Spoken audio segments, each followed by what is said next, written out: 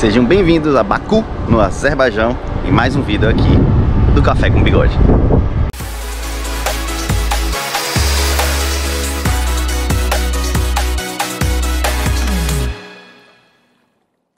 E esse aí sou eu, mais uma vez com o áudio da câmera falhando e sem o stick da câmera, que eu perdi nessa viagem. Mas feliz de estar de novo fazendo o tipo de viagem que eu mais gosto. Aquelas para lugares inusitados que fogem ao roteiro de turismo mais padronizado. Aliás, eu não lembro de ter feito uma viagem de 8 dias como essa e não ter encontrado um único brasileiro. E essa foi uma dessas viagens em que o local me conquistou e surpreendeu. Baku é uma cidade super moderna, divertida, extremamente limpa e que eu faço questão de compartilhar tudo com vocês. Para facilitar, vamos fazer isso por tópicos, que serão os seguintes. O número 1. A mais questionada no Instagram do canal, ao longo da viagem. Onde fica e como chegar em Baku. Número 2, qual a língua, a moeda e no que isso implica na sua viagem. Número 3, a segurança. Número 4, o que fazer em Baku e quantos dias passar, além, claro, do clima. Qual a melhor época para ir, se é quente, se é frio, etc. Número 5, o que evitar em Baku e os demais cuidados que você tem que ter quando visitar essa cidade. Número 6, onde se hospedar. Uma boa escolha pode mudar sua viagem. Número 7, curiosidades e o que fazer no entorno na cidade. Ou seja, aqueles passeios que você dá uma saidinha da cidade para conhecer o resto do local. E número 8, que vai acompanhando aí o título do vídeo, porque eu prefiro ela a Dubai. Então, vamos lá, vamos ao vídeo. Acho que a primeira coisa que eu tenho que falar sobre o Azerbaijão é onde ele fica, já que é uma das perguntas que mais recebi lá no meu Instagram, no Instagram aqui do canal. Ele fica numa fronteira, eu já expliquei neste vídeo aqui um pouco sobre isso, deixando um certo mistério, mas ele faz fronteira com a Turquia, a Geórgia, a Armênia, o Irã e a Rússia. Eu acho que são essas. Se estiver errado, eu coloco aqui um asterisco explicando. Então ele fica aqui bem perto da região ali do que a gente conhece como Oriente Médio. Tem um clima parecido, mas um clima bem mais legal. A gente vai falar mais sobre o clima ao longo desse vídeo. E vocês estão vendo aí que eu tô segurando a câmera com o meu próprio braço. E é porque eu perdi o polo aqui. Vou explicar também essa história, mas acho que o vídeo vai ficar legal mesmo assim. Vamos lá. Como eu já mencionei, nesse vídeo aqui expliquei o porquê eu resolvi vir para o Azerbaijão. Não foi só pela Fórmula 1, que também tem um vídeo aqui para vocês verem. Foi por umas coisas muito mais profundas, digamos assim. E também, claro, porque vocês já sabem que eu gosto de viajar para lugares diferentes, lugares que têm uma cultura diferente, lugar que é pouco visitado, inclusive. Aqui, por exemplo, eu tô há mais de 7 dias, não vi nenhum brasileiro, que é uma coisa raríssima. Quem viaja sabe disso. Essa região do Cáucaso é uma região próxima a alguns conflitos geopolíticos atuais. Então eu tô num lugar aqui que é meio que um barril de pólvora. Sendo que o conflito direto do Azerbaijão é mesmo com a vizinha Armênia, sobre a região de Nagorno-Karabakh. Mas sobre essas questões de segurança eu falo mais adiante no vídeo. E por falar em geopolítica, eu combinei com o Ederson do canal Aprendiz Explorador para que ele fizesse um vídeo falando tudo sobre o Azerbaijão, do ponto de vista de geografia, história e também geopolítica. O canal dele tem vídeos super completos e recheados de informação sobre os mais diversos países e cidades, inclusive aqueles mais inusitados e que as pessoas pouco falam e geram conteúdo. Então, se você gosta desse tema e quer aprender mais sobre o Azerbaijão e outros lugares, sugiro que você dê uma conferida no canal, se inscreva por lá e aproveite. Mas voltando à viagem a Baku, para chegar lá do Brasil, há as opções de voo da Qatar, que é de São Paulo a Doha e de Doha a Baku, da Emirates, que é o mesmo caminho, só que via Dubai. E também uma outra possibilidade são os voos da Turkish, que vai de São Paulo a Istambul e de Istambul para Baku. Todos com tempos bem parecidos, com roteiros bem próximos em termos de distâncias. Já o meu voo, como eu estou morando em Portugal, foi de Lisboa a Frankfurt, na Alemanha, e de Frankfurt a Baku. É mais rápido, mas viajar de Frankfurt a Baku num A319 completamente lotado não foi lá o voo mais agradável. Você vai precisar de visto para o Azerbaijão, mas é extremamente fácil obtê-lo. E é pela internet. É quase como comprar um ingresso para o país. Vou deixar o link para o visto no comentário fixado aí embaixo. Ao contrário do que alguns sites falam por aí, o Azerbaijão não fala russo. Quero dizer, não é a língua oficial deles, apesar de muitos dos habitantes entenderem. É mais ou menos como falar que o Brasil fala espanhol, mas a língua local verdadeiramente é o azerbaijano, apesar de eu ter acostumado a chamar de azeri, que é como se chama o seu povo. E a sua moeda é o maná, cuja cotação atual é de 1 maná comprar R$3, 1 para 3. A moeda em si não gera muita dificuldade, já que os preços acabam sendo bem próximos à realidade das grandes cidades do Brasil, e como é um número mais fechadinho de 1 para 3, é fácil você calcular e converter se você gostar de fazer isso. E se você tem um cartão de viagem ou um cartão de crédito sem taxas e IOF, você pode usar tranquilamente, pagando direto no cartão. A imensa maioria dos lugares vai aceitar. Ou você ainda pode usar esse mesmo cartão para sacar o dinheiro nas máquinas ATM. Se você tiver que fazer realmente o câmbio, levando dólar para trocar pela nota, também não vai ter muita dificuldade em encontrar casas de câmbio. Mas eu não tive essa experiência. Então o que eu posso dizer é, tome cuidado, como você tem que tomar cuidado em todas as cidades que você vai no mundo quando você vai fazer a troca do dinheiro. Já a língua vai gerar alguma dificuldade, nem tanto para se locomover, já que você poderá usar o metrô tranquilamente, em especial se souber falar inglês, mas não é necessário exatamente você falar inglês. Ele é muito bem ilustrado, digamos assim. Você também pode usar o Bolt, que é um similar do Uber que existe na Europa e em outros países. O Uber, não sei porquê, não deixou nem eu abrir o aplicativo. Falava que precisava atualizar e eu tentava atualizar e não conseguia. Apesar de a gente ver carros com a marca Uber, então provavelmente funciona na cidade. A gente só não entendeu como. Mas de qualquer forma, o Bolt costuma ser mais barato, inclusive. Já em restaurantes, lojas, farmácias, bares e principalmente nos deliciosos kebabs de rua, se prepare para o velho mimiquês. Pouquíssimas pessoas vão falar inglês ou compreender qualquer tipo de palavra em inglês. Essa dificuldade não se vê nos hotéis, contudo, e é bem mais fácil achar alguém que pelo menos arranhe no inglês em locais um pouco mais turísticos, que eu vou falar no tópico O que fazer em Baku. E por falar no metrô de Baku, aliás, como quem me segue no TikTok já sabe, é o metrô mais barato que eu já fui na vida. Ele custa 30 centavos de maná a passagem. Ou seja, menos de R$1 por trecho. E é amplo e eficiente. A depender de onde você se hospedar, vai ser ainda mais fácil de usar, já que você usará apenas uma das linhas, a vermelha. E ainda aproveitando o tema metrô, transporte público, vamos falar de segurança. No cenário macro, a cidade de Baku corre um risco muito baixo de terrorismo, ataques e guerras com outros países, já que mesmo a guerra que travou contra a Armênia sempre se manteve especificamente na região de Nagorno-Karabakh, que é bem afastada de Baku. E olha que esse conflito é antigo e faz parte de um dos dias mais marcantes na história do Azerbaijão e que gerou esse belo memorial que vocês estão vendo aí nas imagens, do qual já falaremos. Já nas ruas da cidade, como um amigo que eu comentei que eu fiz lá comentou, um grande sinal de segurança de uma cidade é quando você vê uma mulher a andar sozinha, no escuro, numa rua vazia, à noite, tranquilamente com seu celular em mãos e headphone nos ouvidos.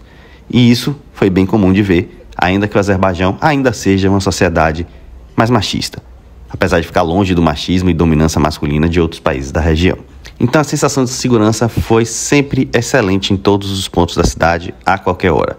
E olha aí, outro sinal de segurança. As ATM, as máquinas de sacar dinheiro externas, completamente abertas, como eu falei no porto desse vídeo aqui. Será que só no Brasil a gente tem que sacar dinheiro dentro de shopping ou de agências protegidas por detector de metal e seguranças de todo jeito? Mas mesmo assim, mesmo com essa sensação de segurança, nunca é demais ficar ligado. Não vi absolutamente nada de suspeito ocorrer, como inclusive acontece em cidades como Paris, mas não custa ficar atento, né?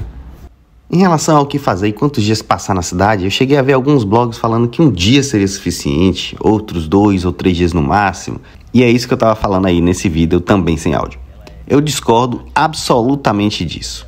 Se seu tipo de viagem é aquela que eu chamo de viagem checkpoint, ou seja, você chega em alguns lugares da cidade, tira uma foto, segue para outro, tira outra foto, e quando acabam esses lugares pré-marcados, você considera que conheceu a cidade e que a viagem se encerrou, eu acho que 2 ou 3 dias dá. Acho que nem assim, só se você estiver tentando bater um recorde mundial. Mas se você realmente gosta de conhecer o lugar, seus diferentes bairros, cafés, caminhar pela cidade, conhecer os parques, a cultura, comida, então, na minha opinião, você não fará isso com qualidade em Baku em menos de 3 dias inteiros na cidade. Passear pela Fountain Square de dia e de noite, conhecer o Baku Boulevard, onde ficou instalada a Fan Zone da Fórmula 1, ou o Boulevard do outro lado da cidade, onde fiz o primeiro vídeo sobre Baku, passear pelas ruas da Old Town, ou a cidade fortificada, conhecer a culinária local, seus cafés e restaurantes, passear pela enorme quantidade de belos parques da cidade, como o Inter Park, visitar o Museu do Tapete, a Mini Venice, ver de perto o Memorial do Janeiro Negro, o Monumento Shahid lá, as Flame Towers, tomar um drink no topo das Flame Towers com a bela vista da cidade e muito mais, eu acredito que vai te tomar algum tempo.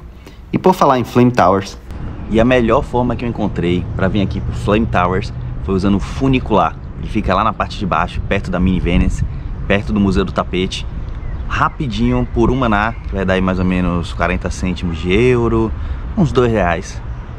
Você chega aqui em cima e sai do lado da Flame Towers, sem ter que pegar táxi, sem ter que pegar nada. Então se você já estiver passeando, essa é a forma mais fácil de chegar aqui na Flame Towers, famosa Flame Towers.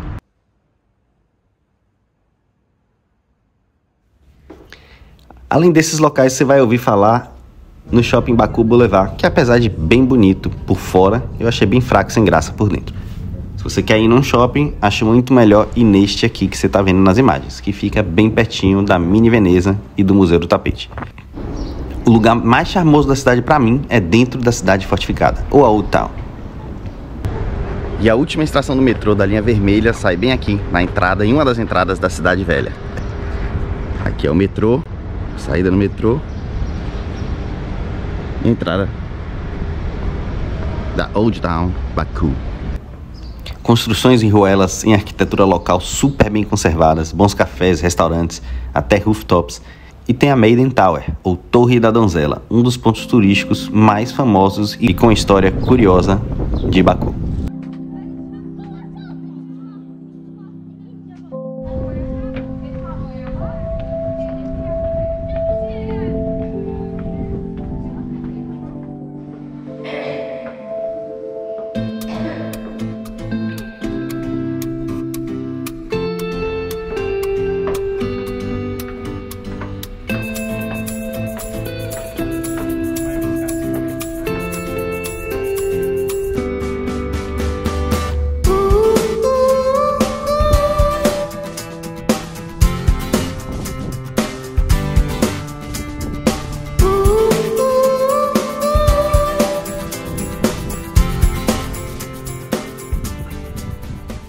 Já aquele lugar que todo turista gosta de passear, porque é mais cosmopolita, tem mais bares e restaurantes internacionais, é na Fountain Square, em especial nas ruas dela até o Baku Boulevard. Se você não sabe o que ou onde comer, basta vir dar um passeio aqui que você vai encontrar excelentes opções. Em relação ao clima e quando ir, sugiro apenas que não vá no verão, porque o calor será sufocante.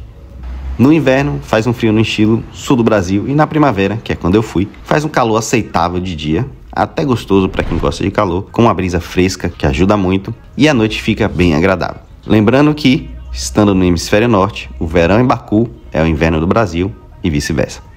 Bom, quanto ao que evitar, é basicamente o que evito em toda cidade do mundo. Táxi. Apesar de simpáticos e alguns táxis serem até bem interessantes, com um design bem característico, eles vão te cobrar 5, 6, 7 vezes o valor de um Bolt, por exemplo. Eu paguei 60 manás do aeroporto até o hotel, porque eu estava sem conseguir acesso à internet, naquele sistema de táxi pré-pago. E quando eu cheguei no hotel, que eu tive internet, um Bolt nesse mesmo trajeto custaria 10 manás, um sexto do valor. Além disso, os taxistas não falam inglês, ou pelo menos não gostam ou não querem falar inglês. E mesmo os que enrolam no inglês, eles evitam falar para você se sentir constrangido a pagar um pouco mais. Como eu estava sem chip de internet, eu peguei um táxi certo dia à noite, num trecho que no dia seguinte eu paguei 3,50 maná usando o Bolt. Nesse dia me custou 25 manás. O taxista pediu 20 e quando chegou ficou insistindo em gorjeta. Ele não foi agressivo, muito pelo contrário, foi bem negociador, bem simpático, mas como eu queria simplesmente sair do táxi e dormir, eu paguei. Então, evite o táxi. E até relacionado a isso, evite ficar sem internet como eu fiquei. Não é difícil você encontrar um chip. Eu não encontrei no aeroporto, mas nas ruas da Fountain Square ou nos shoppings, por exemplo, você vai encontrar facilmente nas lojas de venda de celular ou nas lojas das operadoras telefônicas. Mais ou menos como acontece no Brasil. Eu optei por ficar sem internet porque eu gosto de testar essas coisas. E também porque normalmente eu uso muito o transporte público. E há internet Wi-Fi na maioria dos bares e restaurantes. Mas quando eu estava longe desses locais, caminhando pela cidade, por exemplo, e já à noite, ajudaria muito ter internet para chamar, por exemplo, um Bolt. E não me forçar a encarar os táxis. Ou longas caminhadas quando eu já estava cansado. Mas, nessa opção, eu sempre escolho as caminhadas que pelo menos ajudam a conhecer ainda mais a cidade, além de gastar aquelas calorias do seu jantar ou do seu almoço. Em relação a onde se hospedar, a ideia aqui não vai ser falar de hotéis especificamente, apesar de que eu vou dar algumas sugestões, mas sim da localização. Eu, como sempre, e quem segue o canal já sabe, me hospedei em 3 hotéis, 3 locais diferentes. Para os motivos da minha escolha, eles foram ótimos. Um pelo conforto e localização inicial, outro pelo preço e o último porque meu voo era às 4 da manhã e o hotel era dentro da área do aeroporto já, facilitando bastante. Mas minha sugestão, por sinal, não inclui a localização de nenhum dos hotéis que eu fiquei. O Marriott Boulevard, por exemplo, foi o primeiro deles. É belíssimo, muito agradável, numa região linda e que valeu muito a pena pelo preço que eu paguei. Já que eu, ficando logo antes do início do pessoal da Fórmula 1 chegar, ele estava bem barato, já que as pessoas reservam a partir do dia que eu saí. E aí a diária ficava bem mais cara. É um pouco distante do centro e do metrô, nada demais, principalmente se você gosta de usar Uber para cima e para baixo. Mas como isso não é o meu caso, que tento sempre usar o transporte público, atrapalha um pouco a minha viagem. Já o Renaissance Palace Baku é um bom hotel, em especial pelo preço, mas ele fica numa zona, digamos, nada com nada. Talvez seja uma boa localização para quem vai trabalhar em alguns dos bancos, dos vários bancos que cercam o hotel, mas ele não fica nem exatamente próximo ao metrô, apesar de dar para ir caminhando sem problema, como eu fiz, e fica a mais ou menos 40 minutos a pé das regiões mais interessantes ao visitante da cidade. Mas com um detalhe, ele fica no topo de um morro, então caminhar não será a opção mais agradável, em especial de dia no calor. A minha sugestão é que fique na região do Winter Park, seja no Winter Park Hotel ou no Courtyard Marriott, esse hotel belíssimo aí das imagens, que é uma região a 5 minutos a pé da Fountain Square e do Baku Boulevard, ou que fiquem também na zona próxima ao metrô Seirio, que tem hotéis como o Hilton, o Marriott Absheron, o Four Seasons, etc. Estou falando o nome desses hotéis caros só para localização, mas tem diversas opções na região. Mas com detalhe, essa região será boa fora da época da Fórmula 1, ou se você for para a Fórmula 1, porque a região no entorno delas fica bem bloqueada durante o evento da Fórmula 1, já que é um circuito de rua que passa por todos eles. Há alguns hotéis também bem interessantes na Old Town, que também pode ser uma ótima opção. Quanto às curiosidades, a primeira, para mim, é uma negativa. É um país em que ainda se fuma muito, inclusive em lugares fechados. Os restaurantes mais internacionais e os hotéis possuem até algumas áreas de não fumante bem segregadas, mas em outros lugares você não terá escapatória. É tão comum fumar que o motorista do Bolt, em agradecimento ao fato de que eu dei 2 manás a ele de gorjeta para abastecer, me ofereceu como agradecimento um cigarro.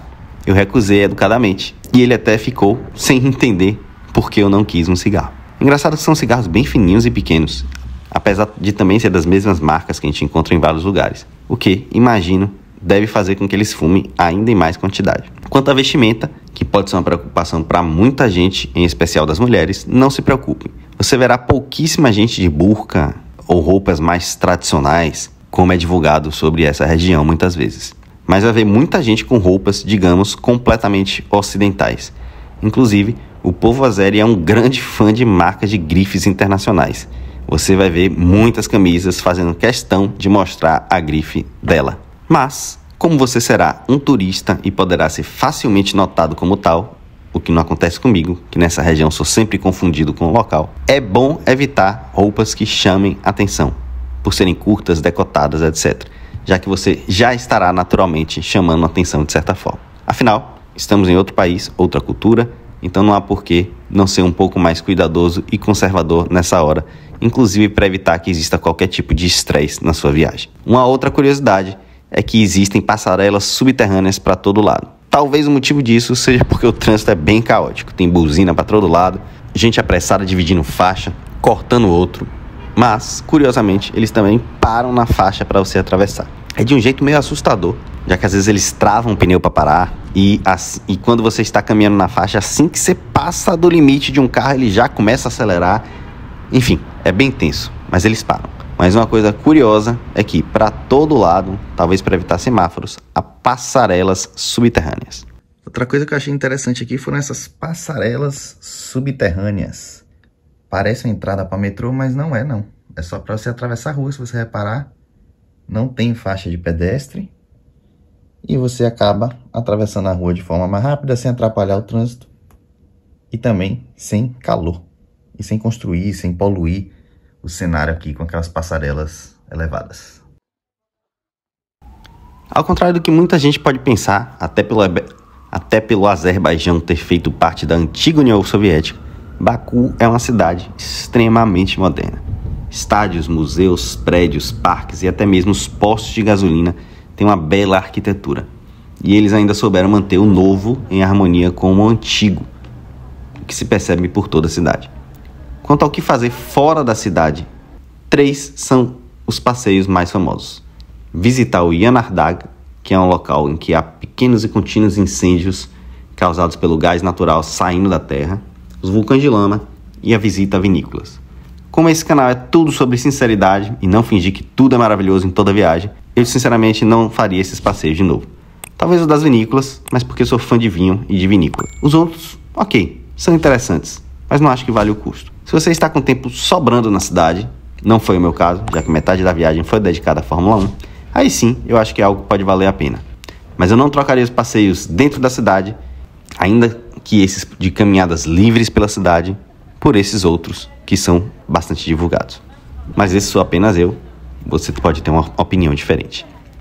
Esse vídeo certamente já está bem longo e eu não consegui falar com mais detalhes sobre cada um dos lugares. Então, se você está curioso sobre algum local ou com alguma dúvida sobre o que fazer, alguma dica de restaurante ou coisas do tipo, deixa aí nos comentários que eu certamente responderei. E se o tema interessar a muita gente, eu faço outro vídeo sobre essa cidade que me encantou, tratando dessas respostas. É uma cidade muito viva, real, com cultura local encantadora e que não tem nada de fake, como cidades como Dubai, por exemplo. Eu realmente recomendo a visita, principalmente se seu objetivo principal em viagens é conhecer outras culturas. Eu vejo muita gente sempre querendo ir para Dubai como um destino exótico, mas para mim, Dubai é uma cidade completamente fake e artificial. O que não significa que não tem o que fazer lá. Tem, mas não é o meu tipo de viagem. E eu prefiro muito mais cidades como Doha, no Catar, e agora Baku, no Azerbaijão. Pelo menos essa foi a minha impressão de Dubai em 2014. Esse ano eu vou voltar lá e vamos ver se eu mantenho minha opinião. Vai ter vídeo, claro, no canal. Se você gostou do vídeo, não esquece de deixar aquele like para levar ele para mais pessoas que podem se interessar pelo assunto e de se inscrever para assistir os próximos vídeos do canal. Um abraço